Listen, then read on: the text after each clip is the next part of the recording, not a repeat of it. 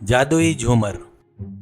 जंगल की चिलचिलाती धूप में दो भाई पेड़ काट रहे थे।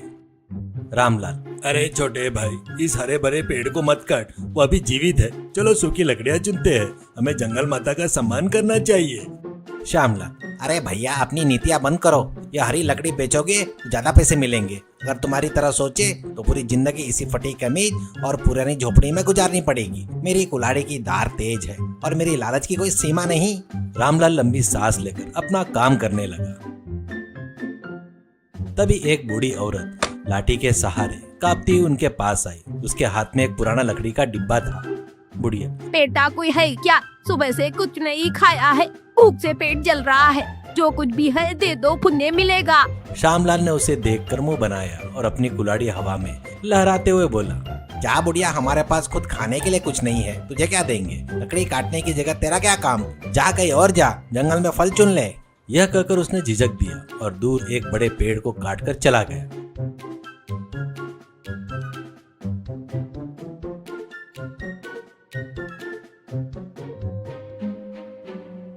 रामलाल ने तुरंत कुल्हाड़ी एक जगह पर रखी।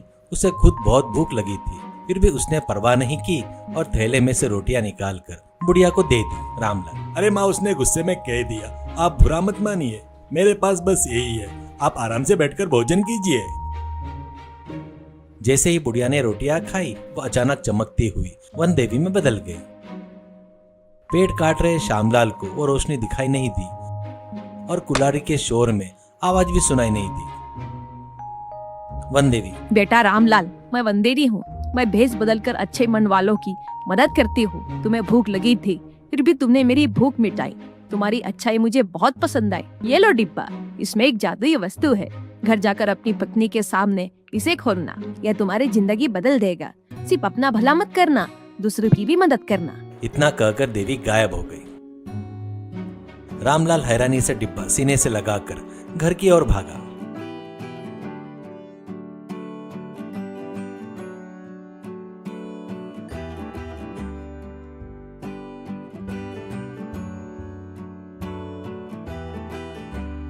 तभी श्यामलाल लकड़ियां ढोते हुए वहां पर आया। श्यामलाल, अरे भाई कहाँ गया और वह बुढ़िया कहाँ गई?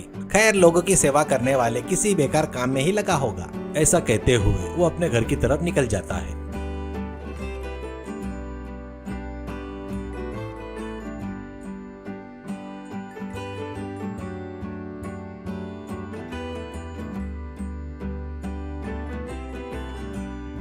रामलाल अपनी झोपड़ी पर पहुंचा। रामलाल, अरे शांति, जल्दी बाहर आओ, जल्दी से एक अजूबा हुआ है। एक देवी ने मुझे डिब्बा दिया है। श्यामलाल और शांति ने डिब्बा खोला। अंदर रंग बिरंगे कांच के टुकड़े से बना हुआ एक झूमर था।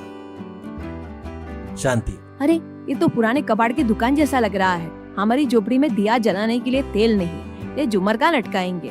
ना बड़ा घर है, ना बिजली है। अगर हवा चली तो हमारी झोपड़ी भी छत से उड़ जाएगी। तभी उस झूमर से हजारों सूरज की रोशनी निकली। रोशनी पड़ते ही छोटी सी झोपड़ी गायब हो गई और उसकी जगह एक शानदार महल बन गया। रामलाल, अरे शांति, मेरी कुल्हाड़ी कहाँ है? इस संगमरमर के फर्श पर तो पैर रखते ही फिसल रहा हूँ, पर घर होने से क्या फायदा? इतने बड़े घर को साफ करना और पेट भरने के लिए पैसे भी तो चाहिए, वरना इसे बेच के फिर से झोपड़ी बनानी पड़ेगी। जैसे ही उसने यह कहा, झूमर से सोने के सिक्के और नोट की बारिश होने लगी। रामलाल के सिर पर नोट की एक गड्डी गिरी। रामलाल, अरे पैसे की मार भी अच्छी है, ऐसा हंसते हुए रामलाल के डाइनिंग टेबल पर गर्मा गर्म पकवान और मिठाइयाँ आ गई।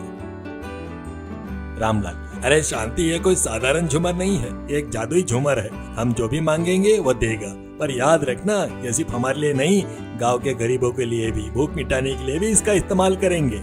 ऐसा कहते हुए खाना खाते हैं। रात का समय था। श्यामलाल अपनी पुरानी खाट पर पड़ा था। बाहर रोशनी देखकर उसने खिड़की से झांका। भाई की झोपड़ी की जगह महल देखकर वो दंग रह गया।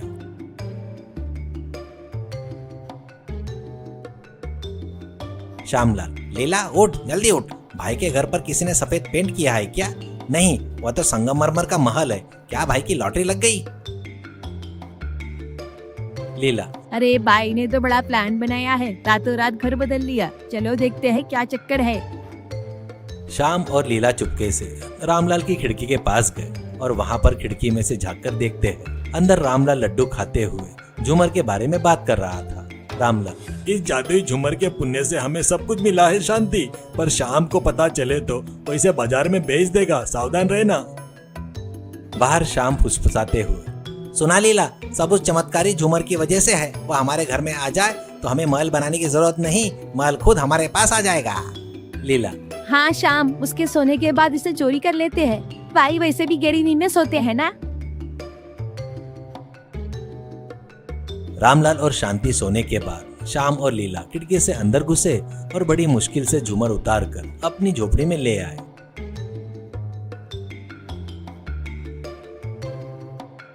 और शाम की झोपड़ी में से आधी रात को शाम और लीला झूमर को अपने पुराने झोपड़ी में एक लकड़ी पे लटका देते हैं। शाम, वो जादुई झूमर मेरे भाई को जो दिए हैं वो छोटे सिक्के थे। मुझे 1-1 किलो वजन के सोने के ईंटें चाहिए, बेशुमार पैसा चाहिए और इस झोपड़ी की जगह 5 मंजिला इमारत चाहिए। झूमर अचानक गुस्से से लाल हो गए और गुरगुर की आवाज करने लगा। लीला, शाम, ये कुत्ते जैसा आवाज क्यों कर रहा है? ऐसा कहते वक्त तभी झूमर में से सोने की जगह सैकड़ों सांप और बिच्छू बरसने लगे। एक बिच्छू शाम की नाक पर गिर गया। शाम, अरे बाप रे, सांप बिच्छू बचा लो। लीला, मेरी नाक पर कुछ रेंग रहा है, भागो। लीला, मेरे बालों में भी कुछ घुस गया है। शाम, बचाओ बचाओ बचाओ भैया। वो डर के मारे घर से बाहर भागे। झूमर खुद हवा में उड़कर एक छोटी चिड़िया जैसा बना और उड़कर वापिस रामलाल के बंगले में चला गया। सड़क पर रोते हुए शाम और लीला के पास रामलाल और शांति दौड़ते हुए आए। रामलाल, अरे छोटे भाई, क्या हुआ? तुम सड़क पर नागिन डांस क्यों कर रहे हो? श्यामलाल रोते हुए पैरों पर गिर गया। मुझे माफ कर दो भैया, झूमर देखकर लालच आ गया था, उसे चोरी किया तो उसमें सोने की जगह सांप से डसवा दिया। हमें अपनी गलती समझ में आ गई। लीला, दीदी, हमारे लालच की वजह से हमने आपकी चीज चुराई। हमारी झोपड़ी में सांप भर गए हैं, अंदर जाने को डर लग रहा है। रामलाल, शाम, और झूमर अच्छे मन वालों को संपत्ति देता है। तुम्हारी तरह पेड़ काटने वालों को, बड़ों का अनादर करने वाले को वो ऐसे ही सबक सिखाता है। पर तुम बदल गए हो, ये जानकर खुशी हुई। ये बड़ा घर हम सबका है। अपनी झोपड़ी छोड़ो और हमारे साथ रहो, पर वादा करो फिर कभी चोरी नहीं करोगे। श्याम और लीला ने अपनी गलती मान ली और उस दिन से सब मिलजुल कर गरीबों की मदद करते हुए खुशी से रहने लगे। सीख, लालच बुरी बला है। दूसरों की संपत्ति देखकर जलना नहीं चाहिए। जो हमारे पास है उसमें संतुष्ट रहकर दूसरों की मदद करने वालों पर ईश्वर की कृपा होती है।